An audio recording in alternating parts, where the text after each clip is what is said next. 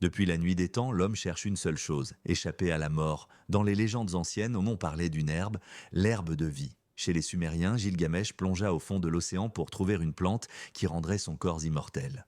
Mais un serpent la lui vola, et l'humanité resta mortelle. En Chine, les empereurs envoyèrent leurs alchimistes chercher l'herbe d'éternité sur les montagnes sacrées. Ils découvrirent alors le reishi, un champignon rare qu'ils appelaient le souffle de l'immortalité. Dans les terres du Nord, les peuples vikings buvaient des infusions de Rhodiola rosea, la racine d'or qui donnait force et endurance. Ils disaient qu'elle repoussait la mort d'un jour. En Corée, le ginseng était réservé au roi. On croyait qu'il portait en lui l'énergie de la terre et du ciel. Un élixir de jeunesse, mais jamais d'éternité. En Afrique, la moringa, l'arbre de vie, nourrissait les malades et redonnait espoir aux anciens. Elle ne promettait pas le temps infini, mais un souffle nouveau chaque matin. Et si le secret de ces plantes n'était pas de vaincre la mort, mais d'apprendre à vivre mieux? Ces herbes portent des mystères anciens, des forces que la science commence à comprendre, mais elles ne donnent pas le pouvoir de ne jamais mourir. Elles offrent mieux la vie dans toute sa profondeur. Les secrets ne sont pas faits pour durer éternellement, mais pour être découverts.